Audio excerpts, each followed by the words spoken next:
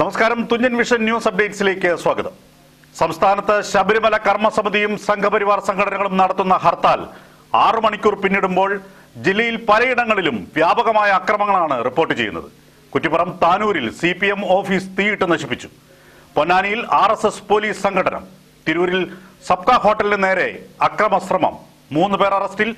തിരൂരിൽ വ്യാപാരി നേതൃത്വവും കച്ചവടക്കാരും 2 തട്ടിൽ. സംസ്ഥാനത്ത് അയ്യപ്പ കർമ്മസമിതി പ്രഖ്യാപിച്ച ഹർത്താൽ 6 മണിക്കൂർ പിന്നിടുമ്പോൾ ജില്ലയിലെ പലയിടങ്ങളിൽ നിന്നും വ്യാപക അക്രമ സംഭവങ്ങളാണ് പുറത്തുവരുന്നത്. കുറ്റിപ്പുറം തവനൂരിൽ CPM ബ്രാഞ്ച് കമ്മിറ്റി ഓഫീസ് അജ്ഞാതർ തീയിട്ട് നശിപ്പിച്ചതാണ് ഇതിലെ പ്രധാന സംഭവം.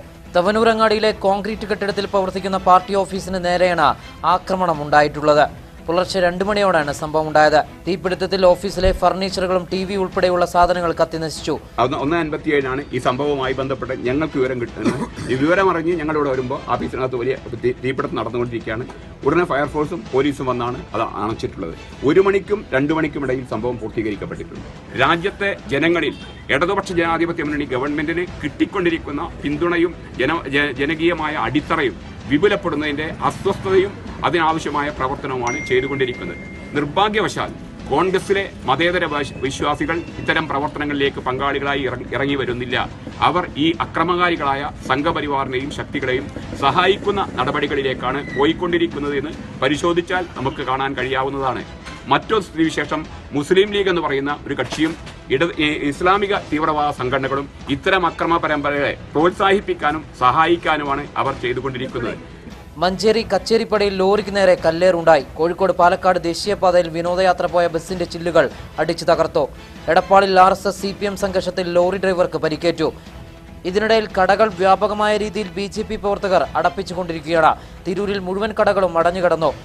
എന്നാൽ തിരൂരിൽ വ്യാപാരി വ്യവസായ നേതാക്കൾ കടകൾ മുഴുവൻ ഹർത്താൽ ദിനത്തിൽ തുറന്ന് പ്രവർത്തിപ്പിക്കുമെന്ന് പറഞ്ഞിരുന്നെങ്കിലും അത് നടപ്പായില്ലെന്ന് മാത്രമല്ല, കച്ചവടക്കാർ നേതൃത്വത്തിനെതിരെ ശക്തമായ പ്രതിഷേധവുമായി ബസ് സ്റ്റാൻഡ് പരിസരത്ത് ഒത്തുകൂടി. തുറന്ന് എല്ലാവരും തുറക്കണമെന്ന് ആഹ്വാനം ചെയ്തെങ്കിലും നടന്നില്ല. അപ്പോഴാണ് BJPയുടെ പ്രകടനം തീർക്കേണ്ടിയിരുന്നെന്ന് ആരംഭിച്ചത്.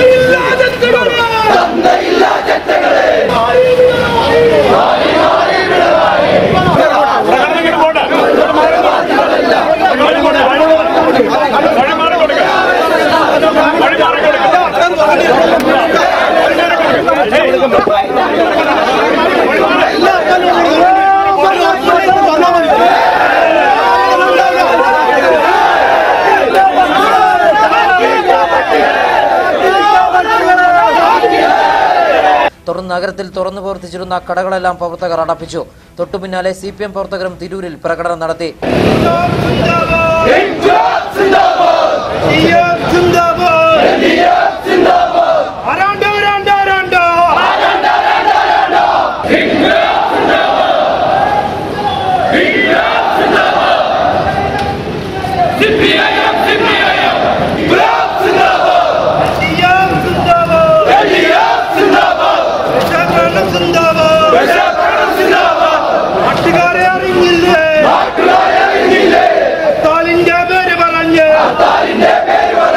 പൊന്നാനി AVM സ്കൂൾ പരിസരത്ത് RSS പ്രവർത്തകരും പോലീസും തമ്മിൽ ഏറ്റുമുട്ടി.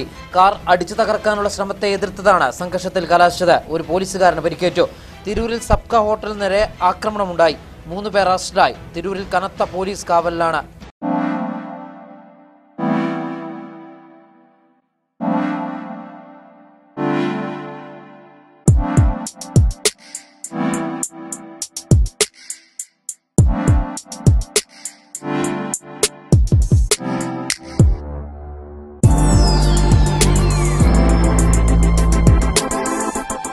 Fine moments deserve the finest fabrics.